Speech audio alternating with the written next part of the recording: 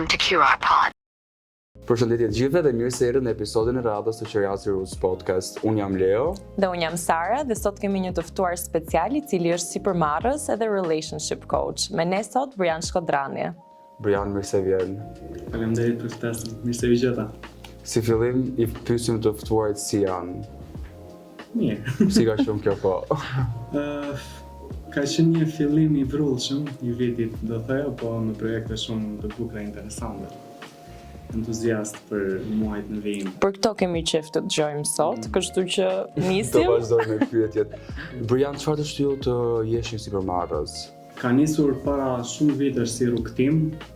Nuk ishte kur sipërmarrja qëllim në vetvete, me thënë drejtën.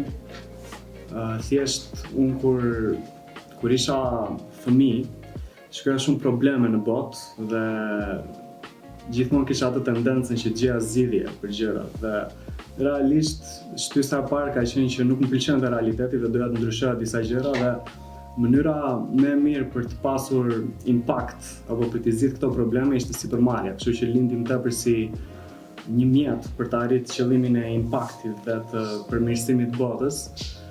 Më pas kur isha në gjimnaz, më duhej që të zgjidhja këtë rrugtimin, isha midis disa rrugëve. Nga njëra anë kisha artin, sepse dhe kam kënduar, jam marrë me muzikë. Dhe nga ana tjetër duhet zgjidhja ose të shkoja në shkollë për biznes ose për ndonjë deg tjetër. Dhe zgjodha biznesin me idenë që artin mund ta kultivoja edhe si një praktik për shpirtin, jo patjetër ta bëja karrierë. Ndërsa biznesin e shifja si zgjidhje për shumë probleme. Plus kam pasur dhe këtë idenë që ky rrugtimi standard që do gjesh një punë, pasi mbaron shkollën, do kesh këtë rutinën 9-5, nuk është se më ka përmbushur dhe nuk jam identifikuar me këtë. Kam punuar punë sezonale 10 vite, duke nisur që moshën 13 vjeç. Dhe erdhi një pikë që thash, okay, mjafton, nuk dua ta provoj më, nuk dua të punoj më për dikë tjetër, jo se ka ndonjë gjë të keqe, por thjesht kuptova që nuk ishte për mua, doja të bëja më shumë, doja të jepja më shumë dhe kjo puna me orar të kufizuar apo në një pozicion specifik nuk më jepte mundësinë që të shfrytëzoja, të nxjerrja potencialin tim në pahë dhe të jepja më shumë kontribut. Jam pak kurioze për pjesën që thatë, për muzikën, që e keni pasion. Na trego pak më shumë për këtë, se nuk e dija këtë anë tënden. Po, është një anë që nuk e ekspozoj shumë, se zakonisht në rrjetet sociale tregojmë shumë për punën, për marketingun, për punën me marrëdhëniet, po muzika ka qenë gjithmonë hobi, ka qenë pasion. Ne zbulova në klasë të parë, më nxori mësuesja të këndoja para klasës, nuk e kisha idenë që mund të këndoja, kisha shumë siklet, shumë turp. Dhe më tha pas ke zë të bukur. Dhe aty thash, okay, ndoshta mund ta shoh si një hobi. Plus dhe në familje kemi shumë njerëz që merren me muzikë, qoftë instrumentalist, kompozitor. Okej, pas keni shpirtin e artistit. Unë kam bërë 2 këngë në fakt që janë në YouTube, po gjithmonë në kuadrin e pasionit nuk e kam parë kur si një karrierë.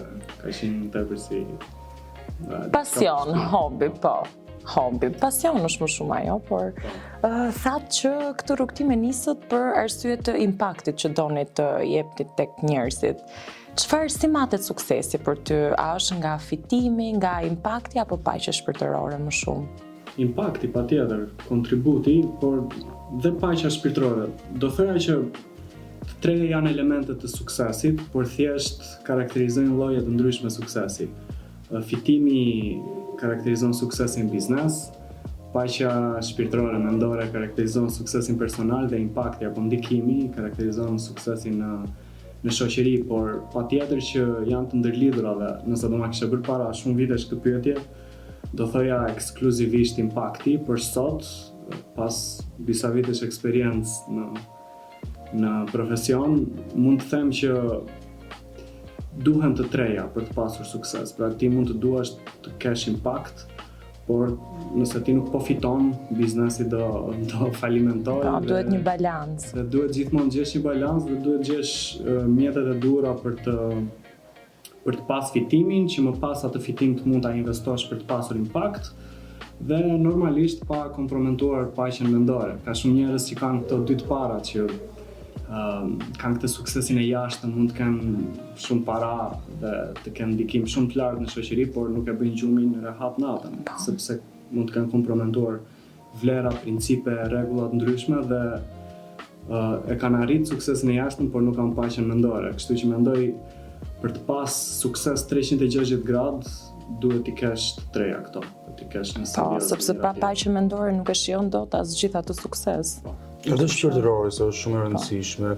Ne tani me këto 2-3 pyetje besoj që e kemi njohur sadopak Brianin, por do kalojmë tek të rinjt. Çfarë mendon Brian se është faktori kryesor që të rinjt ndihen të humbur, edhe pse kanë shumë mundësi sot? Është pikërisht kjo që kanë shumë mundësi. Dhe pse zgjedhin të jenë të humbur, me qenë se kanë Nuk mendoj që zgjedhin. Mendoj ne jetojmë sot në një botë ku ndodh ai fenomeni që quhet information overload. Pra ka aq shumë informacion, ka aq shumë mundësi, saqë njerëzit nuk dinë ç'të zgjedhin. Ka qenë deri diku më lehtë para shumë vitesh, para se të ekzistonte interneti, kur njerëzit ishin deri diku të izoluar te komuniteti tyre, sepse kur ke shumë mundësi, kur ke shumë opsione, ke shumë të vështirë të zgjedhësh. Sa më pak opsione të kesh, aq më lehtë të bëhet të zgjedhësh dhe nuk të duket sikur po humbet diçka me zgjedhjen që po bën. Sot duke qenë se ka kaq shumë opsione dhe janë njerëzit, sidomos të rinj që janë rritur me rrjete sociale, me teknologji, kanë gjatë gjithë kohës diçka që po i kërkon vëmendje. Ose telefoni, ose diçka në botën e tyre të jashtme, nuk kanë në asnjë moment kohë për të futur brenda vetes dhe për të kuptuar çfarë dua. Nuk bëjnë zgjedhje se kanë frikë mos i bien pishmanit, po themi. Kjo po dhe për të bërë zgjedhjet e duhura, duhet të dish pikë së pari kush je dhe çfarë do. Dhe në momentin kur ti as nuk e kohë që të marrësh pak momente me veten dhe të fillosh të futesh brenda vetes dhe të bësh ca pyetje të rëndësishme vetes, të bëhet shumë e vështirë që pastaj të bësh zgjedhje, sepse gjithmonë do thuash, ok, çfarë zgjedhje të bëj, çfarë është më e mirë dhe nuk do kesh një busull orientimi për të bërë zgjedhjet e dhura. Dhe ky është problemi kryesor që të rinjt kanë, që Në çfarë mënyre e thoni këtë? është një shprehje e bukur që njerëz të fortë sjellin kohë të mira. Kohë të mira sjellin njerëz të dobët, njerëz të dobët sjellin kohë të vështira dhe kohë të vështira krijojnë njerëz të fortë dhe kështu plotësohet cikli. Mendoj që të rinjt e sotëm, sidomos ata që kanë lindur pas viteve 2000, e kanë relativisht më të lehtë jetën krahasuar me ata që kanë arritur në vitet 80-90. Dhe si pasojë duhet që të kaloj ky cikli, duhet vinë ca kohë të vështira që të ndodhi dhe rotacioni i brezave dhe të plotësohet cikli dhe të kemi disa njerëz, të kemi të rinj që janë pak më të qartë, janë pak më vendimarrës dhe e dinë çfarë duan. Nuk i kanë gjërat gati. Pra, sot, ku mendoni ju se çalojnë pak të rinjt? Ku kanë mungesë te pjesa e motivimit, orientimit apo vetbesimit? Të tre janë nga pak, por këto janë të ndërlidhura, nuk i shoh si të izoluara. Do thoya që në thelb, ajo që sjell dy të tjerat është orientimi. Pra orientimi sjell motivimin dhe motivimi pas sjell veprim dhe besim. Po para se të ndalem tek orientimi, duhet të flas pak për motivimin dhe fakti që ka dy lloje motivimi. Ka motivim të jashtëm dhe motivim të brendshëm. 90%, 95% e motivimit është motivimi i jashtëm tek njerëzit dhe shumica e motivimit vjen nga deprivimi. Pra, ne motivohemi kur na mungon diçka. Jemi më të uritur kur kemi 2 ditë pa ngrënë, duam të flem gjumë kur kemi 3 net pa gjumë. Pasi ke thjetur 12 orë, je i motivuar të flesh? Jo. E njëjta gjë dhe me kërkimin e një pune. Je i motivuar të kërkosh një punë kur nuk ke mjaftueshëm të ardhura, nuk shtyn dot muajin. Dhe ky motivim i jashtëm është efektiv deri në një pikë të caktuar, ku ti përpiqesh që të arrish diçka për të pasur atë shpërblimin. Po ka një motivim tjetër, një motivim akoma më të fortë që është motivimi i brendshëm dhe që vjen pa një shpërblim, vjen në momentin kur ti tërhiqesh për t'i shërbyer një kauze sociale, kur ti ndihmon një njerëz të dashur, pa pritur diçka në këmbim, kur ti punon për të plotësuar misionin tënd. Dhe të dyja këto lloje motivimi ama ka nevojë për orientim. Motivimi i parë ka nevojë për orientim nga jashtë teje, pra për një diçka të jashtme që të t'i japi drejtim. Ndërsa motivimi i dytë ka nevojë për orientim të brendshëm. Dhe ky orientim i brendshëm nuk vjen pa vetnjohje. Dhe mendoj që të rinjtë e sotëm, kalojmë tek ajo që po thoshim pak më parë, nuk kanë mjaftueshëm kohë, nuk i dedikojnë mjaftueshëm kohë vetnjohjes, kuptimit të vetes, dhe si pasojë mungon orientimi, dhe si pasojë mungon motivimi dhe vetbesimi. Nëse ata do shpenzonin sadopak më shumë kohë për të gjetur këtë orientimin, është një koncept i bukur japonez dhe quajnë Ikigai. E kam lexuar, më fal që po ndërpres, kam lexuar këtë libër dhe është nga librat që ja sugjeroj gjithë të rinjve për ta lexuar. Po, është super libër dhe është koncept shumë i thjeshtë. Nëse do përkufizonim orientimin, çfarë është orientimi, si gjendet, nëse do vizatonim 4 radhë si diagram veni, është pika e përputhjes midis asaj që dim të bëjmë, asaj që duam të bëjmë, asaj që i duhet botës dhe asaj për cilën mund të paguami. Dhe në momentin që ke gjetur atë pikën në mes të këtyre radhëve, ti ke orientim dhe ke motivim pafund, motivim të brendshëm për të bërë çfarë do në jetë, për të vendosur qëllime, për të arritur ato qëllime. Dhe mendoj që nëse të rinjtë do bënin këtë proces pak më shumë për të gjetur këtë Ikigain, jo vetëm që do kishin më shumë motivim, po do merrnin më shumë vendime, do bënin më shumë gjëra, do tentonin më shumë dhe vetbesimi do vinte si pasojë e kësaj. Sepse vetbesimi nuk është që ti dalesh para pasqyrës dhe ti thuash vetes ti i mrekullueshëm, ti je shumë i bukur, ti je kështu, ti je ashtu. Vetbesimi vjen duke bërë gjëra që i provojnë vetes që ti mundesh.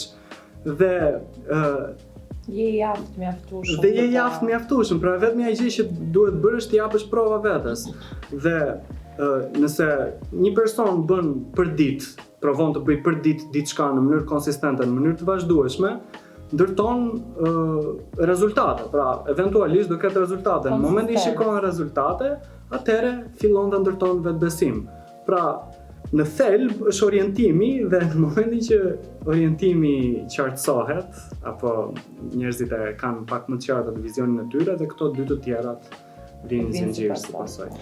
Brian, nga çfarë kanë frikë të rinjtë sot? Nga frika e dështimit apo nga gjykimi që ata mund të kenë nga të tjerët? Mendoj nga gjykimi.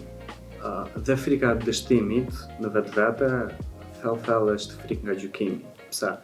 Sepse në momentin kur dikush dështon, ose kur ka frikë nga dështimi, për çfarë ka frikë thellë? Si do duken sytë të tjerëve që dështoi?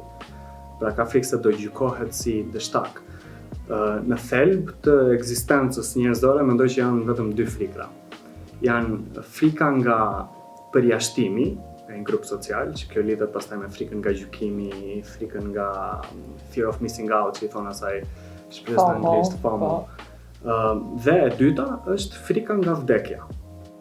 Dhe kjo e para, po ta mendosh thellë, frika nga përjashtimi është një nivel më i avancuar i frikës nga vdekja. Pse? Sepse ne jemi qenie sociale, ne kemi evoluar, jemi zhvilluar duke jetuar në grup. Dhe në momentin që ne përjashtohemi nga grupi, truri e percepton sikur mbijetesa jon do ndaloj, pra do marri fund, ne do vdesim. Dhe mendoj që frika nga gjykimi është në thelb dhe të frikës nga dështimi. Sepse pikërisht për këtë arsye që njerëzit do ndihen të përjashtuar, do ndihen sikur nuk kanë mjaftueshëm vlerë në hierarkinë sociale, sikur nuk do i doj kush. Dhe si pasojë gjejnë frikën nga dështimi si arsye sipërfaqësore për të justifikuar mosveprimin.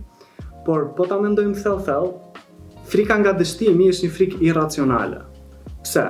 Sepse si thot ajo shpreha, 1% e njerëzve janë të suksesshëm. Ka një bazë tek kjo thënie dhe ka një të vërtetë statistikore që realisht nuk mund të jenë që të gjithë të suksesshëm.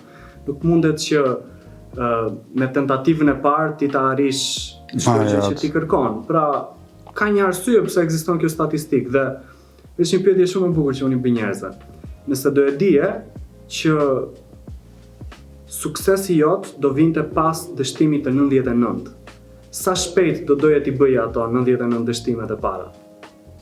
Duhet fillojmë që tani. Domethënë duhet kishim nisur. Është ajo ideja që Se ka ca njerëz që stepen thonë, jo, po nuk është momenti i duhur, duhet të jetë kjo, duhet të jetë ajo, pra gjejnë gjithmonë një justifikim pse të mos marrin një veprim. Momenti i duhur ishte dje, ka ikur. Momenti i dytë më i duhur është sot, kështu që sa më shpejt të nisim, sa më shpejt të bëjmë ato dështimet dhe të marrim ato mësimet që pastaj do na ndihmojnë që tentativën tjetër të jemi më të përgatitur, aq më shpejt do vi dhe suksesi dhe gjykimi gjithmonë do jetë aty. Nuk ka një person sado i suksesshëm të jetë që nuk gjykohet nga dikush, nga një grup njerëzish. Përkundrazi, ata që nuk gjykohen janë ata që nuk dalin fare në pah në asnjë fushë të jetës dhe që qëndrojnë të izoluar në shtëpi. Wallflower janë unë kam një pyetje në lidhje me këtë. Studentët kur kalojnë nga gjimnazi në universitet përstojnë një farë shoku, po themi. Çdo gjë është ndryshe, edhe është kjo pjesa e qenies sociale, pra jemi të bërë për të përshtatur në grupe. Kështu jemi formatuar. Çfarë do ju sugjeroje trimve që kalojnë nga një gjë që janë mësuar për kaq shumë vite në diçka shumë të re? Do sugjeroja të rindërtojnë identitetin. Diçka që ndodh në adoleshencë, nga klasa 8 e 9 deri në fund të gjimnazit është kjo faza e zhvillimit ku janë dy forca kundërshtuese. Nga njëra anë është ndërtimi i një identiteti, nga ana tjetër është konfuzimi i roleve sociale. Pra njerëzit futen në role të ndryshme për të kuptuar se kush janë. Dhe në momentin që dalin nga kjo fazë në mënyrë formale, se për disa njerëz zgjat dhe përtej gjimnazit, kur shkojnë në universitet, kuptojnë që ato rolet sociale që kanë ndërtuar apo që kanë eksploruar nuk u vlejnë më. Nuk ekzistojnë më. Apo nuk ekzistojnë më, sepse është një hierarki e re, janë rregulla të reja. Më fal se të ndërpres, po më pëlqeu shumë ajo që thatë që kanë një mundësi të dytë për të rindërtuar identitetin e tyre. Po, pikërisht, siç po thoja, pra është pas fazës së adoleshencës ku njerëzit kanë eksploruar mjaftueshëm role sociale, kanë një mundësi që kur futen te ky realiteti i ri me rregullat e reja, të mbajnë vetëm ato pjesë të identitetit që atyre u vlejnë dhe që atyre u duhen për të ecur para dhe ato pjesë ku ata mund të kenë konfuzuar rolet ndryshme sociale, të kenë qenë pjesë e një grupi që ndoshta nuk përkisnin realisht, t'i lënë pas dhe të rindërtojnë veten e tyre, siç bëhet pas çdo faze të zhvillimit. Zyrë se s'ka ndodhur fare me pak fjalë. Ose më saktë të riintegrojmë ato që ka ndodhur dhe t'i japim një kuptim tjetër për fazën e radhës në jetë. Brian, ne tani duam të dim pak eksperiencën tënde me startupet. Çfarë e bën një biznes apo një startup të dështoj? Idet apo thjesht mentaliteti i gabuar? 100% mentaliteti i gabuar. Ideja e gabuar me mentalitetin e saktë mund të ndryshohet gjatë rrugës. Ndërsa mentaliteti i gabuar, sado e saktë të jetë ideja, nuk ka për ta çuar biznesin, startupin në sukses. Brian, si ndikon vetvlerësimi tek të rinjt për të zgjedhur profesionin e tyre ose partnerin? Do e barazoja vetvlerësimin me një fjalë, standard. Vetvlerësimi i lartë i bën njerëzit të rrisin standardin dhe atë që kërkojnë qoftë në një profesion apo në një partner, dhe vetvlerësimi i ulët bën të kundërtën. Pyesin shpesh njerëzit si rritet vetvlerësimi, çfarë mund të bëj. Do sugjeroja shumë ushtrime, por është njëri që realisht duhet ta ndaj edhe me audiencën, pasi mendoj është interesant kur njerëzit e bëjnë. Ka disa hapa. Hapi i parë është të bësh një listë me gjithë arritjet e tua në jetë. Mund ta nisësh që nga fëmijëria e hershme. Pasi bën këtë listë, shënon në krah të secilës arritje sa kënaqësi të dhan në momentin kur e bëra arritjen nga 1 në 10. Më pas i ndan këto 50 apo 100 arritjet i ndan në kategori specifike. Pasi ke ndarë në kategori, përzgjedh nga 2-3 për secilën kategori dhe i rankon në bazë të sa impakt kanë pas për veten tënde, pra sa vlerë kanë krijuar për veten tënde dhe më pas sa vlerë kanë krijuar për botën, për njerëzit e tjerë. Dhe pasi ke bërë gjitha këto, përzgjedh 2 nga një nga secila listë, një që ka pas impakt për ty, një që ka pas impakt dhe ka krijuar vlerë për të tjerët, dhe krijon 2 qëllime të ngjashme në këto kategori për t'i arritur në muajin e ardhshëm, javën apo vitin e ardhshëm. Marr një shembull. Unë për shembull para 4-5 vitesh kam dhënë një fjalim TEDx Pse? Sepse gjithmonë e kam pas dëshirë që të edukoj, të inspiroj njerëzit. Dhe pas atij fjalimi, sot për shembull po flas në një podcast, nesër do flas në televizion. Pas një jave kam një trajnim për të bërë. Të gjitha këto janë në kategorinë e edukimit të inspirimit. Dhe në momentin që unë e di që kjo është diçka që mua më jep kënaqësi dhe më arrit vetë vlerësimin në momentin që unë kontribuoj në këtë fushë, unë kam shumë të thjeshtë që ta replikoj dhe tek qëllimet e radhës që unë vendos diçka të kësaj kategorie. Unë në fakt po të dëgjoja me shumë vëmendje dhe po planifikoj që këtë listën ta bëj sapo dalim nga këtu. Dhe jo vetëm ti Sara, por që të gjithë shpresojmë që ta bëjnë. Brian, një pyetje tjetër, si ndikon mënyra si ndërtojmë marrëdhëniet personale me atë profesionale? Mendoj që kanë lidhje të drejtë për drejtë dhe janë shumë të rëndësishme. Normalisht që varet nga faza e jetës apo e profesionit, karrierës, por vetëm mund të arrish deri në një pikë të caktuar, me aftësitë tua, me kohën që ti investon duke punuar. Pas atij niveli, nëse do të arrish më shumë, të duhet patjetër një ekip, të duhet një grup dhe të duhet të ndërtosh marrëdhënie. Kjo dhe në punë, por dhe përtej saj. Është ajo shprehja që është pak klishe, your network is your net worth, apo më thuaj me kërit të them secili por ka shumë vlerë. Mendoj që investimi më i mirë që një person mund të bëjë me kohën e vet është duke shpenzuar me pak njerëz që janë shumë më të mirë se sa ai në diçka specifike ku ai do që të përmirësohet. Sepse nuk ka mënyrë më të mirë për të mësuar dhe për të rritur se sa të marrësh leksionet e dikujt tjetër që mund të ketë 10, 20, 30, 50 vite që është duke bërë diçka që ti do të bësh. Dhe duke modeluar atë person, duke kuptuar ato problematikat, sfidat që ai ka pasur dhe mënyrën se si i ka tejkaluar, mund të arrish të rritesh shumë herë më shpejt. Pastaj është dhe kjo tjetra që nuk mund të shpjegohet shkencërisht apo logjikisht dhe aq mirë, po unë besoj në karma pozitive, pra që kur ti bën mirë, kur ti ndihmon dhe jep, do të kthehet pas dhe jo gjithmonë të vjen nga personi të cilit ti jep. Dhe fjala marrëdhënie është marrëdhënie, por mendoj që për të ndërtuar marrëdhënie të shëndetshme, të frytshme dhe që të ndihmojnë më pas edhe në fushat e tjera në jetë, gjithmonë fokusi primar duhet të jetë të japësh, që pastaj të marrësh. Dhe ju asiguroj që nëse e nisni duke dhënë, është sigurt që do vi më pas. Ndoshta jo nga njëti person, por gjithmonë do vi nga diku ku nuk e prisni. Po nëse ka kohë që japim dhe s'marrim asnjë gjë mbrapsht, atëherë duhet të ekzaminoni arsyet pas kësaj dhënies. Pra, pse po jepni? Po jepni me pritshmërinë për të marrë diçka pas, apo po jepni thjesht sepse keni dëshirën e mirë për të ndihmuar? Sepse shumë shpesh, në momentin që japi me gjysmë zemre, japi me idenë që po jap se i shoh apo më kthehet, nuk të vjen. Duhet të jesh realisht 100% me zemër të hapur dhe të japësh pa asnjë pritshmëri do marrësh diçka pas, që kjo gjë të ndodhi në mënyrë natyrale. Brian, cilët faktorë social dhe emocional po ndikojnë në marrëdhëniet e të rinjve sot? Mendoj që ka pafund faktorë që ndikojnë dhe unë kam ndërtuar edhe një sistem faktikisht për matjen e përputhshmërisë dhe përmirësimin e marrëdhënieve tek njerëzit, quhet XYZ, ka 36 dimensione, të cilat marrin nga një javë deri në një muaj thjesht për të eksploruar në punën që bëj me njerëzit paktën, për të qartësuar mbi çfarë ata duan, çfarë është e rëndësishme. Por janë edhe disa faktorë makro të cilët kanë ndikuar të gjitha marrëdhëniet, pra pavarësisht preferencave tona apo sa rëndësi vendosim gjërave të ndryshme. Dhe një nga këto është teknologjia dhe rrjetet sociale që kanë ndryshuar pak lojën e marrëdhënieve të dashurisë.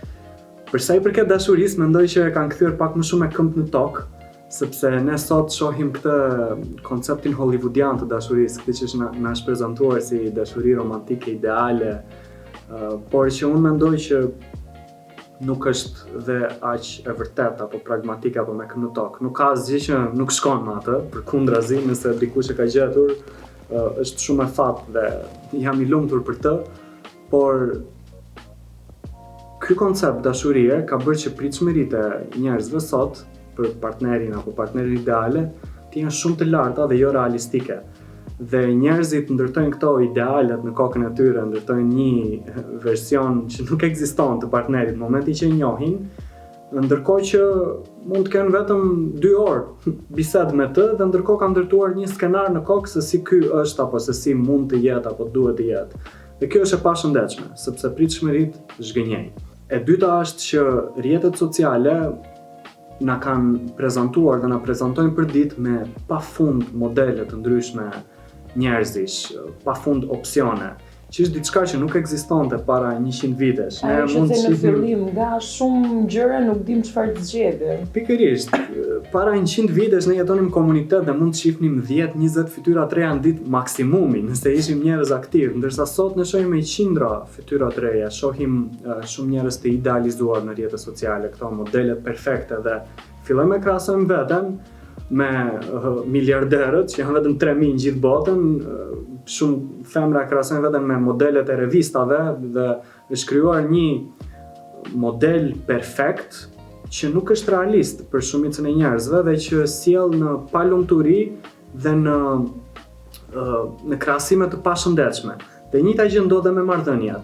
Njerëzit mund të jenë në marrëdhënie që para 50 vitesh do kishin shumë potencial dhe mund të ndërtoheshin në marrëdhënie shumë të bukura, por sot, duke qenë se perceptojnë shumë opsione, shumë alternativa në rrjetet sociale, kanë gjithmonë frikën se mos ndoshta partneri tyre ideal është diku aty jashtë dhe po i pret, dhe se mos është dikush më i mirë që ata nuk e kanë takuar akoma.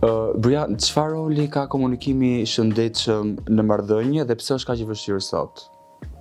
Do thënë që është faktori numër 1 që përcakton se një marrëdhënie do funksionojë dhe do përmirësohet apo do vdes. Unë kam bërë një studim ku ekzaminova faktorët që ndikojnë në nivelin e lumturisë dhe të përkushtimit në marrëdhënie romantike dhe komunikimi doli si faktori i parë në krye të listës për nga pjesa e rëndësisë për të dyja këto, dhe lumturinë dhe përkushtimin.